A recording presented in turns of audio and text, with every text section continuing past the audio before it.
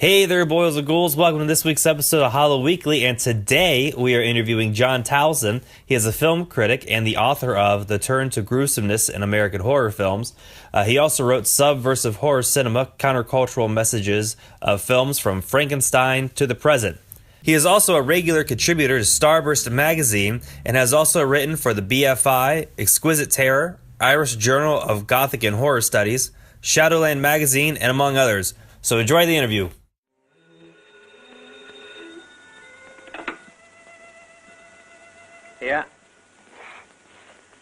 Yeah, this is Peter Lorre speaking.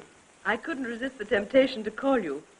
I just read of your new picture that you're to make. Oh, that's very nice of you. Thanks for your interest. Oh, I thought you were magnificent in M. And just the other night I saw your new picture, The Man Who Knew Too Much. What character are you going to play in? Oh, it's the most unusual story. You know, it's a great love drama. I am to be a half-mad scientist.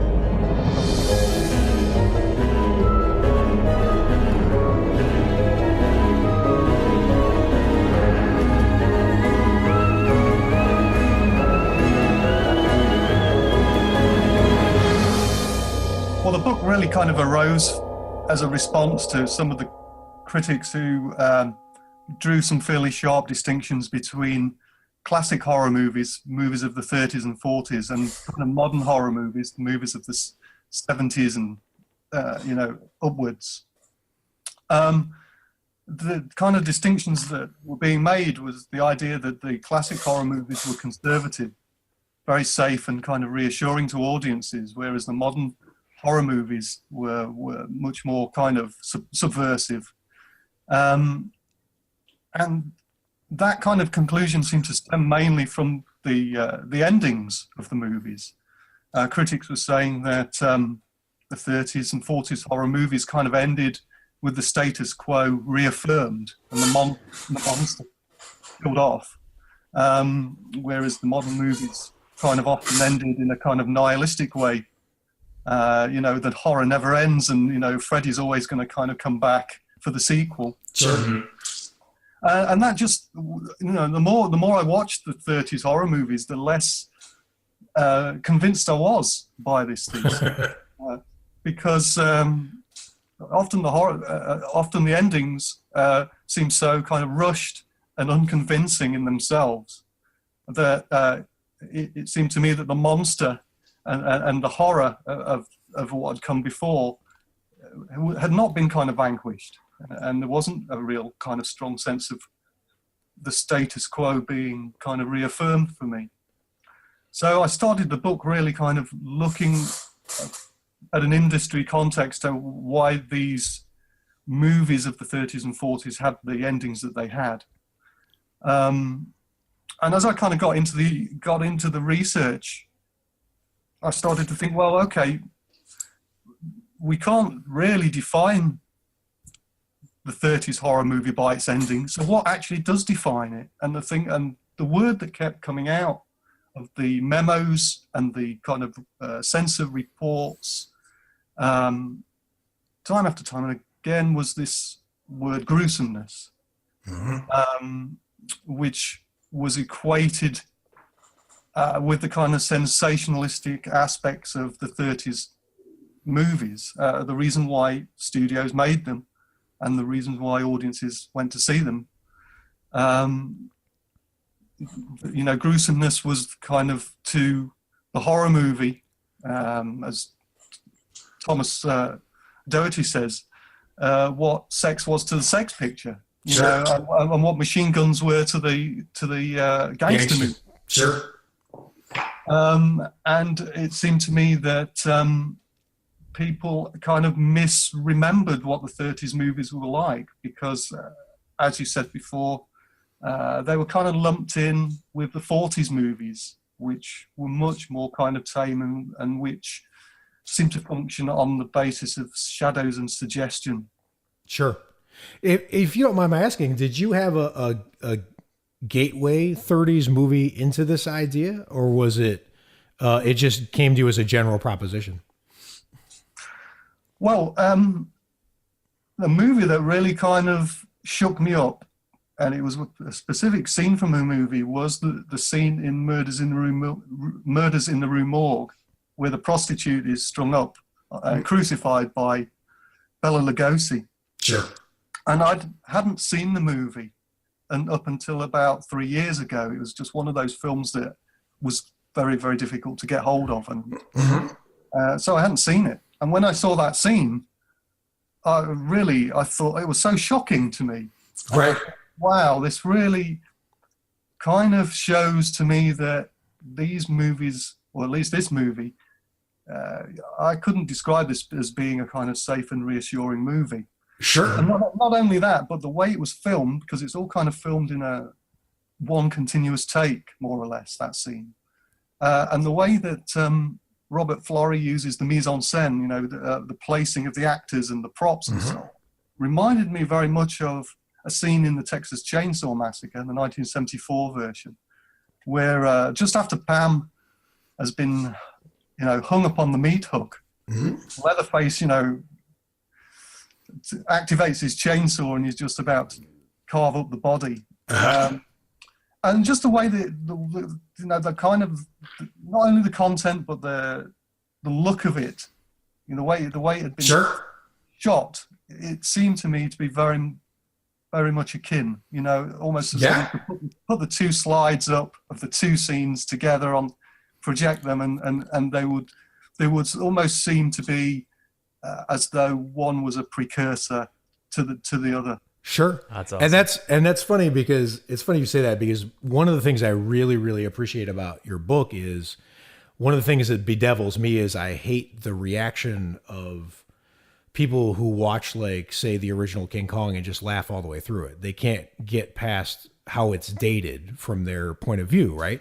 And they don't see a modern or edgy element. Like, it automatically it's hazy black and white. It must be boring, et cetera, et cetera. I was really impacted by watching Mad Love, Peter Lorre, when I was a kid. And I rewatched it last night. So I was astounded. First of all, I had to pay $10 to Google Play to watch it from 1935, right?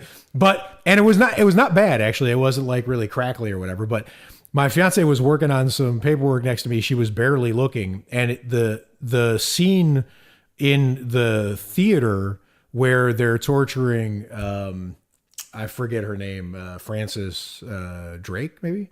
When they're fake torturing her, like in the play, in the movie, Jenny, my fiance, looked up and it goes, wow, that's really unpleasant, and then looked back down. Right. So, I mean, the movies can still have a powerful impact if you get past like the preconception that it's going to be boring because it's old. I think so, and we've talked about what exactly is it that links together these kind of movies with modern movies, and we use the word sadism. Yes. And that movie is all about sadism. And it kind of links the sadism of the character to the sadism of the viewer. Sure, absolutely. And also kind of comments on the sadism of the horror movies that have come before it as well. It was really self-referential, and you wrote about that in your book, right? Explain a little bit all the call-outs to classic movies in Mad Love. Well, first of all, we got the casting of Colin Clive, haven't we? We got Henry Frankenstein in there already. And then the movie kind of opens with a couple who are going to see a Grand Guignol play. So immediately there's that sense that they're an audience going to see horror, just the way that we've just kind of opened up watching, a horror movie. Sure. And then there's all sorts of other things in there. There's kind of medical transplants in there, which was a big theme, right? Island of Lost Souls and so on. Right. And there are all sorts of kind of references to the Grand Guignol tradition in there. Absolutely. And I was really shocked by rewatching it, how funny it is, and how creative a lot of the shots are. Like it had almost like a Christopher Nolan feel to me in parts. Like there's shots of distorted faces in mirrors and through windows and from odd perspectives. And it just seemed like even better than I had remembered it. But that's a lot of that's probably attributable to the director, right? In fact, I think some of the critics of the time actually kind of lambasted it for being too arty. Well, there was that thing about, well, who is this movie going to appeal to? Right. Because it's too artful for the masses. And it's amazing how snobbish some of the film critics could be in the 30s about, horror film audiences. Things maybe haven't changed that much in that respect. Well, that is a great segue to one thing I really wanted to ask you, because there's a cool passage in your book where you talk about a reviewer named Arthur Ford, who was writing in the Hollywood Filmograph about Island of Lost Souls. And he says, what the general reaction to this picture will be, one cannot say with certainty. Personally, I am for it 100%. In other words, I ate it up and yelled for more. Is example of free use of imagination on the screen. I think the screen needs imagination, lots of it, even if it is morbid. I should say approximately half of the Pasadena audience agreed with me, right? So what I wanted to ask you was, I felt like I hated every reviewer or critic in your entire book except for this one guy. Yeah. He's the guy that kind of admits the prurient, sensationalist kind of appeal to of the horror movie of the 30s, that kind of sure. Did other film critics take a similar stand for honesty, or was he like a cry in the wilderness? I don't really know about that. I think actually what surprised me trawling through some of the kind of film critical pieces of the time was that a lot of critics were fairly kind to the horror movies. They would appreciate them on an artistic level. For example, The Bride of Frankenstein. Mm-hmm. Even at the time of its release, a lot of the reviewers praised it for its production values, saying it's one of the best movies to have been produced, to come out of Universal for, a couple of years. But there was always that kind of sense that they would never really admit to liking the films. Always that kind of... It was well made, but I forced myself to watch. Exactly, yeah. Right. These audiences will like it, even if we didn't. Right. Well, before we stray from Karl Freund, Nick, we had done what was literally our first Halloweekly podcast, where we kind of did a countdown of who we thought were the most sympathetic villains in horror movie history.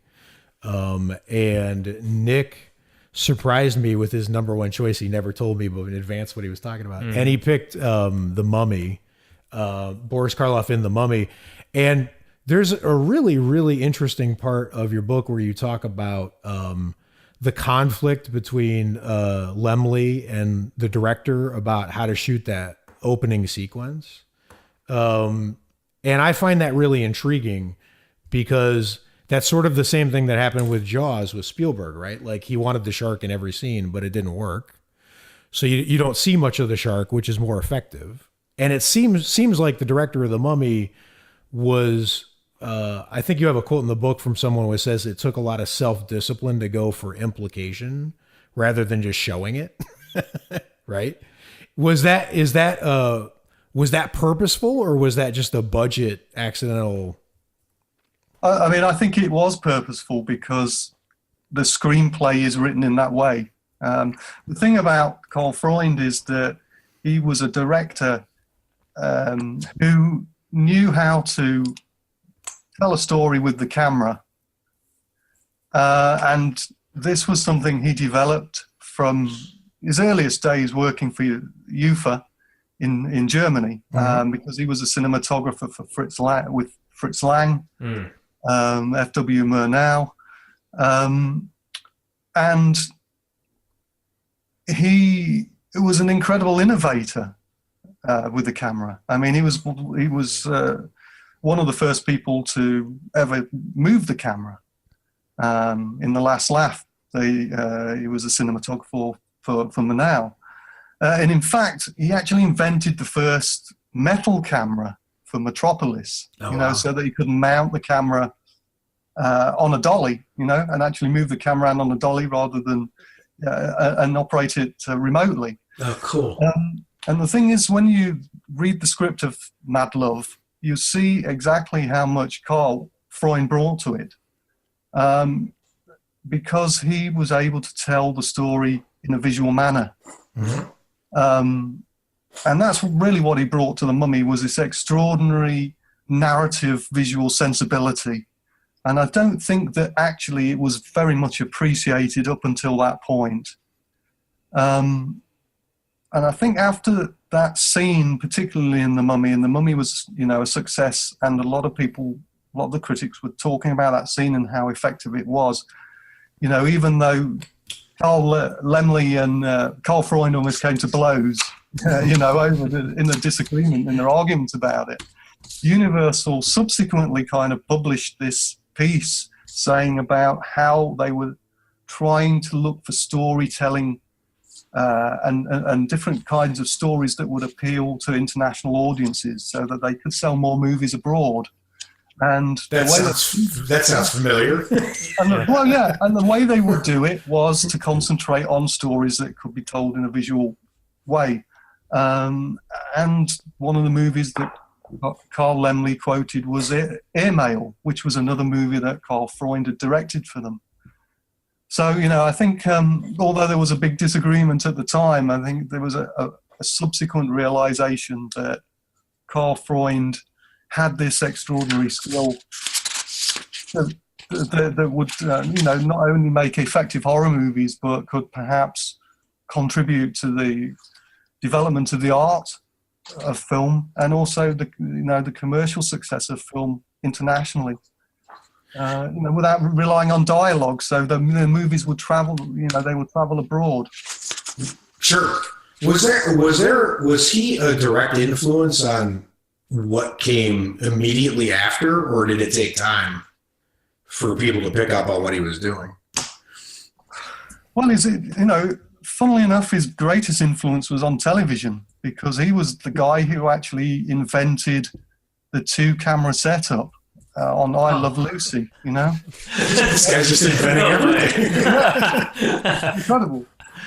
He was the one who figured out how to shoot live television, how to shoot sitcoms and soap operas. Wow.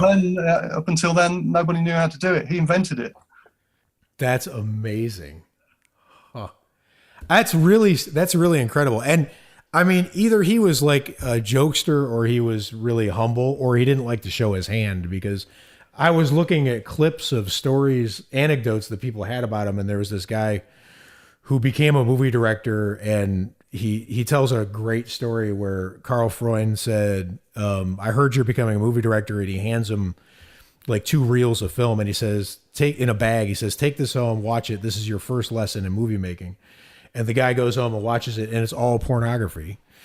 And he comes back and he hands it to Karl Freund. He goes, what's the lesson of filmmaking here? And Karl Freund goes, did you watch all of it every second? He goes, yes. He goes, so when you're making movies, you're going to be thinking to yourself, where should I put the camera? Put it high, put it low, put it whatever.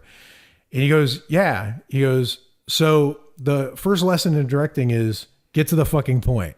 And it was like, he seemed unpretentious in the... I think, 2 or 3 decades afterwards, after he made Mad Love, I think he went to see it in a retrospective. Mm-hmm. And he basically said, well, what is this piece of shit? And why does everyone think he's any good? So, he probably just saw it as another job, and had no real... He probably had no real pretensions, and maybe that's one reason why Mad Love is so kind of self-referential. It just doesn't take itself seriously. It's almost a kind of parody of horror movies in a way. Sure, and it remained unseen for a long time, right? MGM did it. They pulled it, I think, right? Yeah, they did. Yeah, that was again when we talk about this misperception about horror movies of the 30s being lumped in with the horror movies of the 1940s. one of the reasons for that, I think, is because a lot of these movies went unseen for a long time. Mm-hmm. You know, Dr. Jekyll and Mr. Hyde went unseen for a long time. Sure.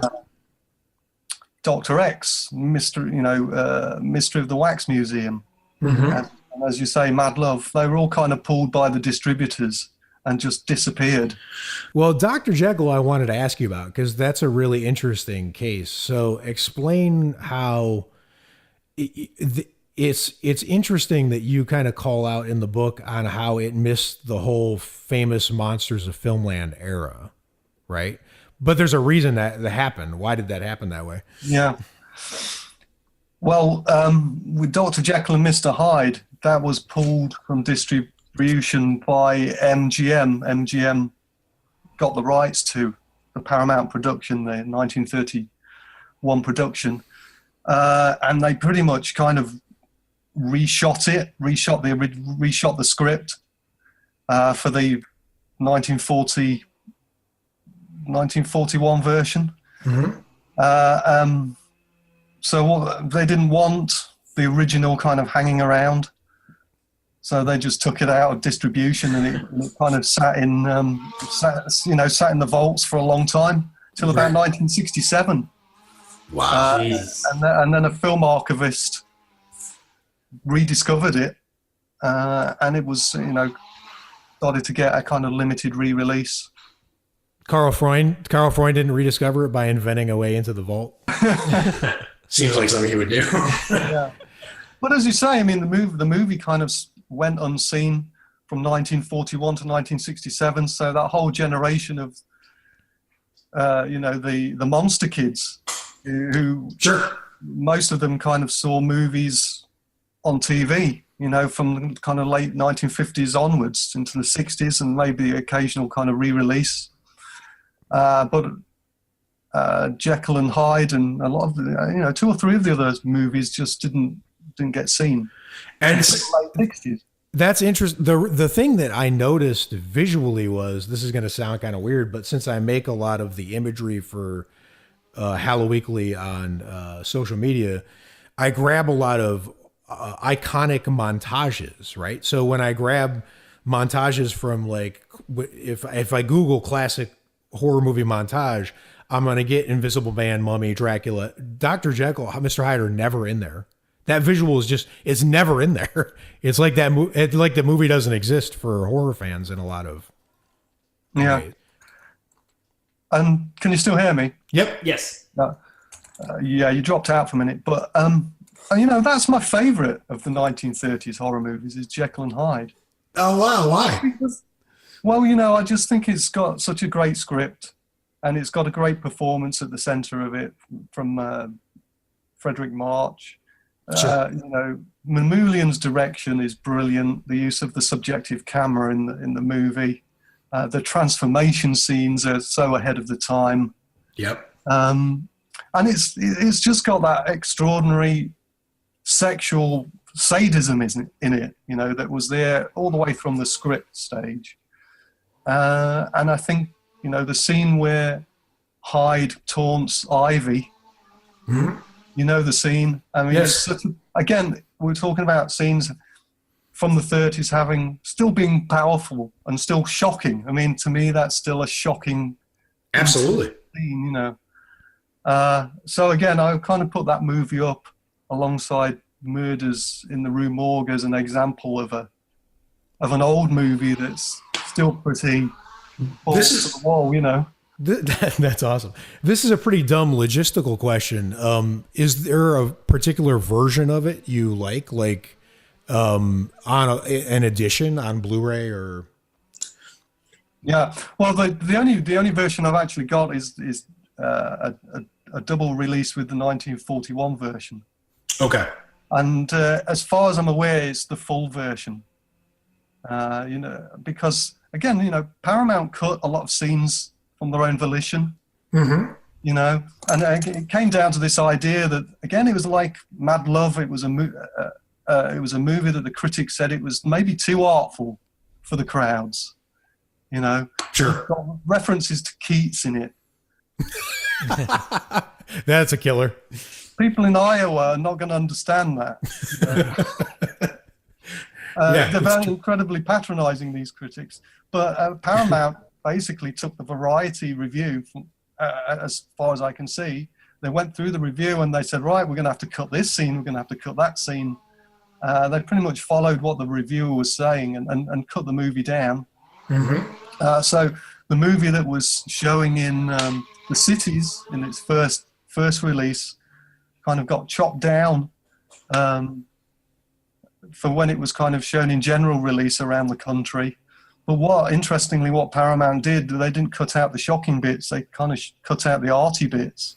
You know, they cut out some subjective camera and they cut out the Keats. They kept the sexual sadism in there, you know, because that's Well, that's funny you say that, because that brings me to there's a part of the book where you had said, I forget exactly, I think it was about Black Cat, so it might have been subversive, but you had said that the studio was distracted because they were more concerned about something that was going on in a Tarzan movie than what was happening with the Black Cat. Like, I don't remember what was going on in the Tarzan movie, but yeah, well, that would have been the PCA and Joseph Breen, the industry censor, who was but more kind of concerned, I think, at that stage with the calls for a tightening up of censorship, tightening up of the production code. And one of the movies that was causing a lot of controversy was Tarzan and His Mate. We featured kind of, you know, nudity of Jane kind of swimming naked in the river. No wonder they were all distracted. Yeah, and I think that they were kind of more concerned with trying to sort that out. And the Black Cat was, you know, this B-picture piece of shit. You know, so that was kind of being shot really quickly. And I think also the producer of that, E.M. Asher, had trouble with another movie that he was supervising, which was an A picture with a big budget and temperamental star, and he had his hands full. So I think Ulmer and his crew were pretty much left to their own devices when they shot the Black Cat. You know, but there were plenty of scenes in there that they're in the script that there's no way they could have been filmed. Like? Yeah, you know, people being skinned and things like that, and kind of seeing, at one stage we were meant to see Karloff without his skin, you know, kind of crawling along the floor, you know. Wow, Jesus. You know, it's really, how could they ever have got away with that? So I imagine that some of those scenes which are in the script were probably put there, you know, as a gamble. They would send the script to the production code administration, who'd immediately, of course, point to those scenes. and Ulmer would go, okay, I don't want to take those scenes out, but if you really insist, you know, there'd be a big argument. And then they'd take the scenes out, and Ulmer would keep all the other scenes in there that were probably a little bit more subtle, but, you know, the kind of necrophilia and all the other things that kind of got into the movie under the radar somehow. He kind of kept them in there, and probably because, you know, he'd been very clever at sneaking them past the censor, who were more concerned with the gruesome scenes that Ulmer knew he'd never be able to shoot in the first place. That's really sly. That's actually a question I had for you, which was, I don't know if this is answerable, but I was wondering what 30s movie got through closest to the director's original vision, least cut, and why? Is it because someone dropped the ball, or is it because the director was really good at sneaking things past? Well, I think, you know, the Black Cat probably was the closest, because after 34, then that's when they really started to clamp down.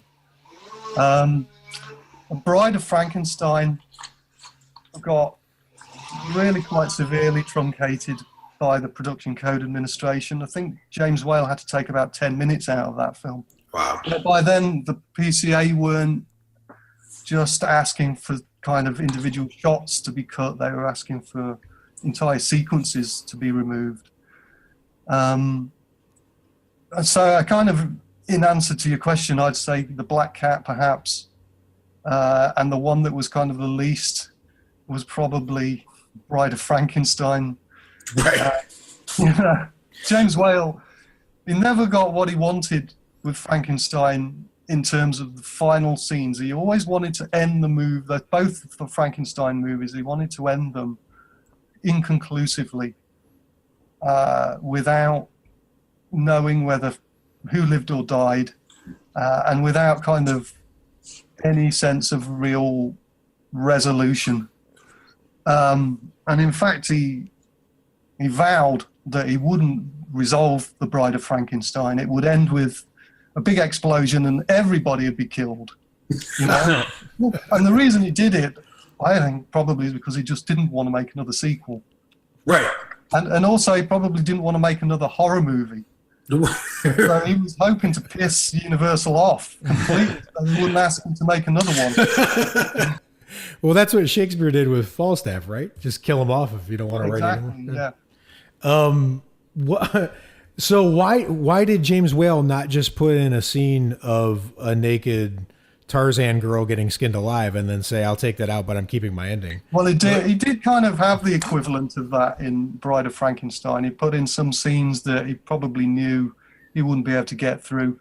There was a scene where the monster kind of comes across in a cemetery, a figure of Jesus on the crucifix, a statue, and the monster kind of mistakes this statue for a real person who's been persecuted in a similar way to he's been persecuted. Wow. You know, blasphemy was high on the hit list for the and blasphemy had been one of the things that the first Frankenstein film had been censored for. You know, the famous "Now I know what it's like to be God." You know, had been cut by the Production Code Administration when it was reissued in '38, but also been cut by a lot of the state censors. And I'm pretty sure James Whale thought, "Oh God, there's no way I'm going to get this through." But if I put this in, then maybe they'll allow me to keep some of the other things. You know, exactly the same way. I think it's pretty much a gambit that a lot of filmmakers used at the time, which was, you know, you allow me to keep my tits, you know, and I'll take out the chainsaw, you know, or vice versa, you know. Well, I think you said in the book that the single most significant cut in the history of 30 censorship to a movie was the Frankenstein with the little girl, right? Am I remembering that right? And I think you also said that the cut made it actually come off as weirder and more awkward. Yeah. How did that work?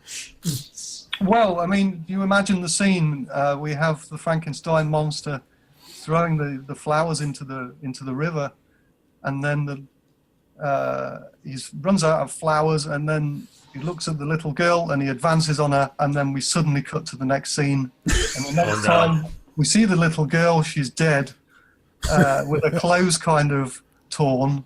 You know, what do we think the monster has done to her? Sure. So, I mean, I'm pretty sure that Whale, he fought really hard to keep that scene in its full length version, so that we had some sense of understanding of the monster's sense of shame and confusion, and so we also knew exactly what had happened between them. You know, we realized that if we cut the scene, then it would look like the monster had basically raped the girl and murdered her. So the censors made it worse. Yeah. Well, yeah, they did. You know, and that's what when the movie was reissued in 1938, it was resubmitted in 1937, I think. Because by that time, something else maybe we can talk about is that the Production Code Administration were going back to old movies, old pre-code movies, and if they were being reissued, they would have to be resubmitted to the Production Code Administration and recut, and they were cutting these things out that had not been cut out the first time round. But anyway, in the case of Frankenstein, they cut that scene out, you know. And if you actually look at the real art distributors' reissues of Frankenstein in the kind of 40s and 50s, you see how the monster is positioned in a completely opposite way to how James Whale positioned him in the original release. You know, he's in the original uncut film, the monster is a misunderstood creation who is kind of forced into violence. He's brutalized and forced into violence and is a sympathetic monster. Now, the re-release trailers, you know, they recast the monster as being this marauding thing that casts horror into the hearts of men and women across the land, you know. And the final scene is of, you know, the villagers with torches, and you say, yeah, burn that bastard. Isn't completely unsympathetic. And I think that really do believe that that scene is the pivotal scene of the whole movie. You know, it's absolutely key to our understanding of that monster, you know, and it turns that monster from a child into a kind of pervert. Right. Yeah, for sure. I mean, we asked a question on the Halloweekly Facebook page of what name an emotional moment from a horror movie, and we got that scene from Frankenstein probably 5 or 6 times as an answer. Mm-hmm. And considering how old that movie is, that's amazing that it's coming up. Yeah. Again, it's just a scene that it stays with you. You know, anyone who's seen that film and seen that scene never forgets it. It's an extraordinary, powerful scene. You said something I don't think I really realized about how the directing process worked. You said that Todd Browning was one of the very few, if not only, or this might be a quote from someone else in your book, it was Phil Berg actually, that he initiated his projects rather than being assigned them. I don't think I quite realized how that never happened. And why was Todd Browning different? Well, you know, in Hollywood in those days, some directors were contract directors. And they were basically they were hired hands, a lot of them. And other directors were freelance directors who were just kind of brought in for contracted to do 1 or 2 pictures. And yet other directors were kind of like producer directors. Mamoulian was one of those, and Paramount was one of the studios that actually gave its directors a lot more leeway and allowed them to function as producer directors. So really that was kind of the way that Browning had come up through the industry. He'd kind of earned those stripes. And he functioned more or less as his own producer. That's cool. But of course, you know, when you work for somebody like Irving Thalberg at MGM, then, you know, he's the boss. Right. He's the man. So yeah, they were basically dictatorial powers, right? Yeah, well, you know, I don't know if he was a dictator, but he certainly had the final say. Mm-hmm. You know, and it's basically because he would make the movie for the audience, and he'd oversee the scripting. A director like Browning would have his say, but, you know, Thalberg was the boy wonder of the industry. And everybody respected him and gave him that power and allowed him to exercise that power, and in fact insisted that he carry that power because he was like Spielberg. He had the golden touch. Right. Everything he touched turned into box office gold. And during the Great Depression, that's what was needed. Right. You know? So he would oversee the script, and they'd send the director off to shoot the movie, edit the movie together, and then Thalberg and say, you know, it's a piece of shit, we've got to reshoot it, you know. Sure. He would start making the movie after the movie had already been made.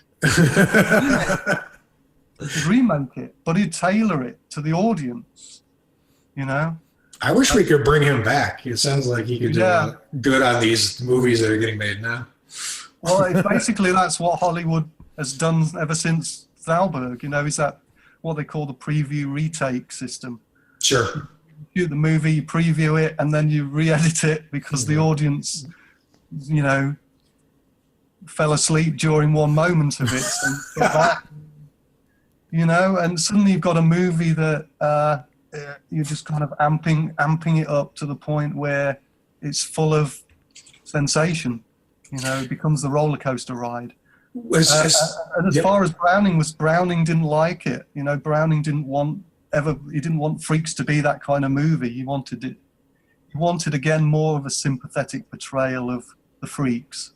From what I tell from the source materials. That's what I'm asking you about next, actually, because the thing that I noticed is there's a through line in like kind of your explanation of freaks as anti-eugenics that you can't find in something like Mad Love, right? As much as I love Mad Love, the message is sort of incoherent, right? If there even is one, it's mostly told through visuals and kind of like, but there's a definite message that you kind of explained through Freaks that I really, really liked. I had no idea that the 30s was an upswing time for cosmetic surgery, right? But can you explain a little bit of how Freaks is a message of moral ugliness versus physical like attraction? Well, of course, the eugenics movement was extremely powerful in the early 1930s, and it kind of reached a kind of zenith actually around about 1932, when there was a big kind of eugenic conference in New York at the time, and one of the messages of eugenics was that the feeble-minded had to be eradicated from the gene pool, and it was actually considered to be it was an acceptable message throughout. It was only after the Nazis kind of took that message and took it to its logical conclusion in the Third Reich that actually America and other countries started kind of to back away from the eugenics system of beliefs, to the point where we've kind of almost forgotten it ever existed now. Sure. See, the thing is, in the kind of early 30s, that those beliefs were very prevalent, and so I think it's unavoidable that they would find their way into the movies, and especially into horror movies where you have freaks and monsters. Sure. So Browning takes a stand, basically. Well, whether he took a stand or not, one of the things about the movie is it's kind of ambivalent. You're not really quite sure whose side the movie's on, because in fairly early sequences, the freaks are portrayed in a sympathetic manner, but by the end of the movie, they become, rampaging monsters. Exacting revenge on the normal people. So sympathies are kind of slightly turned on their head by the end of the movie. But the normal people are portrayed pretty badly. Yeah, they are. Yeah. Again, that all kind of comes down to that ambivalent, or the kind of ambiguity of the message of the film. And then the very final scene of the film, which was added after previews, which shows little Hans being rehabilitated into kind of bourgeois middle class normality. Right. Again, was never in the original script. But I think that was a movie that maybe Thalberg had a pretty strong hand in the scripting of it. And as I say, from what I understand, Browning was always against having an ending which showed the freaks turning into these kind of vengeful beings. He wanted, in a way, rather to kind of end the movie with them being dejected, and rejected from society. So we would never lose any kind of genuine sympathy for them. Wow. So you're right. I mean, the endings really do steer how a lot of this is taken, right? Because we're getting... But again, how seriously can you take an ending, that's kind of slapped on in a panic because the audience said, "What the fuck is this film?" You're not going to see this film. It's about freaks, you know. Frankenstein ended with a windmill. The audience kind of, wow, that's a downer. You know, oh, we better show Frankenstein's okay at the end. You know, let him, make sure he gets married and happily ever after. In panic by the studios after the previews, where they thought, Jesus, we've got we've got a miss on our hands, not a hit. How do we turn it into a hit by putting a happy ending on it? So that interests me. Maybe it's just, I don't know. In this era, like if I go see a movie and I hate the ending, but I love the rest of the movie, I don't begrudge the money I spent to see it, right? Like, it wouldn't ruin it for me. But audiences may have been different then, right? Maybe, I don't know how audiences even they reacted by not buying tickets, obviously. Right? Yeah. I don't know if we can whether we should assume that audiences of the time were that much different to audiences now. You know, I think audiences of the time were probably just as able to spot a cliche as we are, you know. Sure. And don't forget that, people then, they were going to see movies. They would go and see 3 or 4 movies a week. You know, I think we forget how many movies people actually consumed back then. That was one of the main forms of entertainment. And movie shows, the programs would change 2 or 3 times a week. Oh, so wow, that's right.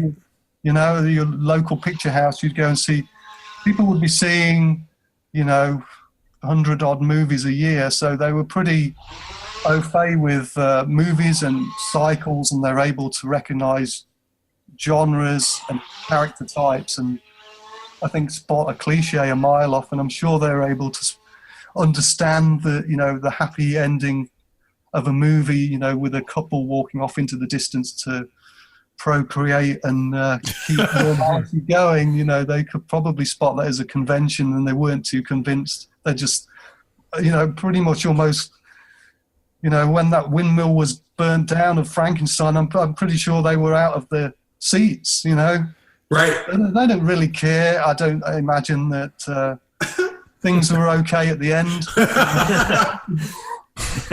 100 movies a year. They were binge watching, but they had to walk to do it. Wow. I would love if you would go through a little bit of, I honestly I know almost nothing about this subject, and it blew my mind. There's a really, really brief chapter in your book on the technique of suture. And I went back and watched a lot of the scenes you described, and I realized I was not catching what was happening there, at least what you were describing, and it's pretty amazing. It's pretty amazing. Could you just kind of explain what that is, and give a scene that the listeners could go re-examine and be like, wow, that's how that happens? Yeah. Well, suture is basically the process where the viewer is taken inside the action of a scene. So it's all comes down to the way that the scene is filmed. So you have a shot and you have a reverse shot, and the audience is placed in the center, in between the two. And it's the opposite to what it would be if we just kind of film like a long shot of a conversation. You've got 2 people kind of having a discussion, and the audience, or a fist fight, and the audience is kind of watching it in a long shot, in a long 2-shot, The audience is outside the action. But actually, if we take those eye lines with one person looking at the other person, and we have 2 close-ups, one person looking at the other person and then hitting them, one person looking kind of screen left to screen right, the other person looking screen right to screen left, with the viewer kind of placed in between, and we're actually drawn into the action. And suture is one of those terms used by academics because it has a kind of an ideological perspective as well, because it means that because we're drawn into the action, we kind of take the point of view of the character or both characters. So a good example would be in Frankenstein, in the scene towards the end of the movie where the monsters carried Henry into the windmill. And there's a scene actually where the monster's kind of chasing Henry around one of the gears that's turning the mill, turning the windmill round, and he looks through the monster looks through the gear at Henry, and Henry kind of looks through the gear at the monster, and we get 2 single shots of them looking at each other, and we're kind of placed in the middle of them. So it's kind of like, well, who are we? Are we the monster, or are we Henry? You know, or is it more of a sense that Henry, the monster, is the monster in all of us? You know what I mean? Sure, absolutely. So it kind of draws the audience into that. And there's another scene in Frankenstein as well, the one with where he throws the little girl into the river, or into the lake rather, and we're kind of drawn into the center of that scene because we kind of see almost from the girl's point of view.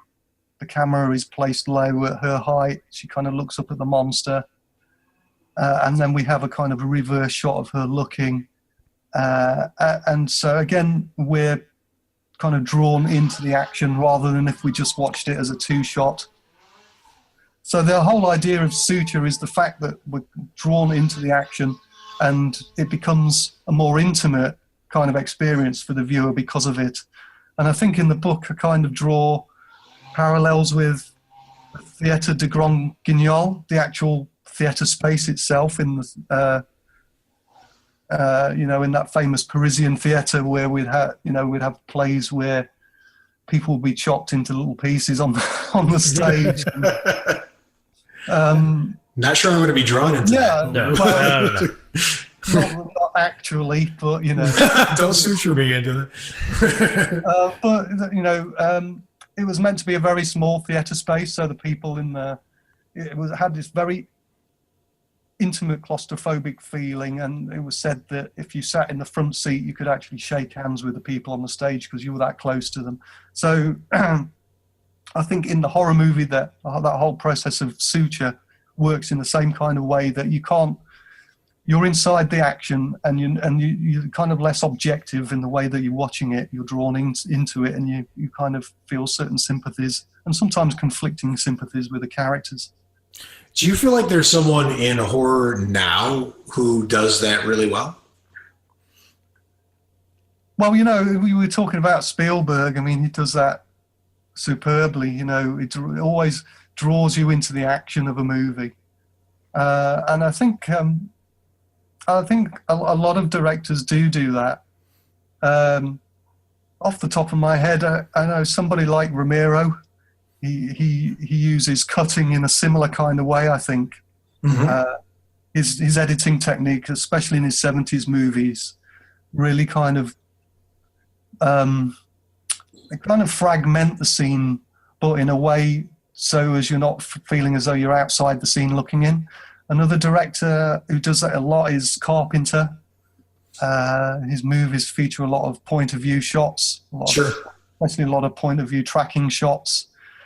I guess a scene that's just kind of jumped into my mind is from Escape from New York. It's just it's a nothing scene in a way, but we see Snake Plissken kind of just walking down an alleyway, and then we kind of have this point of view tracking shot of the alleyway, and then we go back to Snake's face, and that kind of again draws you into the scene and creates this sense of subjectivity. Hitchcock, I suppose, was the master of it. Absolutely, everyone kind of it gets a lot of that from Hitchcock, and a classic scene from that will probably be Psycho. The scene where the detective Martin Balsam walks into the Psycho house.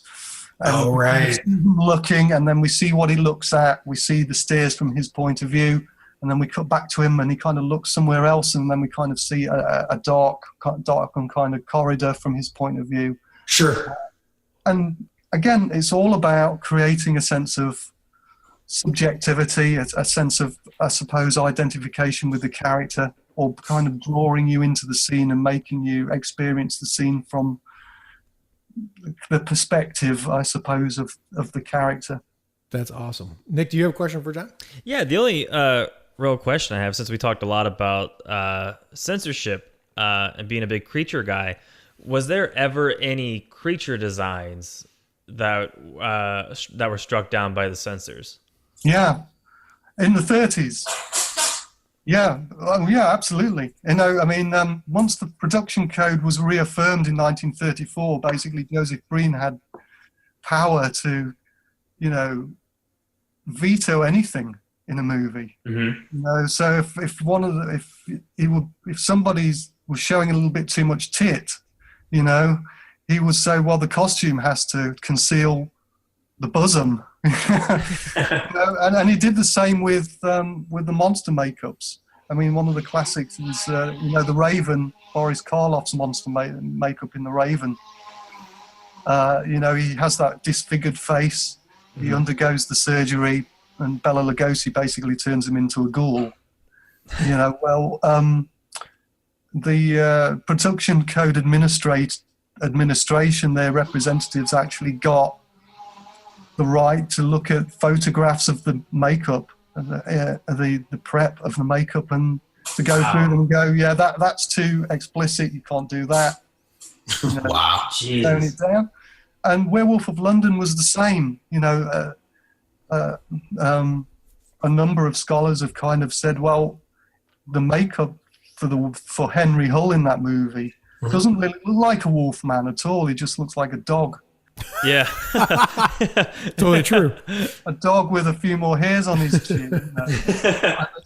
And the reason has often been given because Henry Hull didn't want the makeup. He didn't want, he was a vain actor and he didn't want his face obscured by makeup. But actually, the real reason was because the Production Code Administration had the right of veto, and there was a lot of discussion about exactly how explicit this werewolf makeup would be.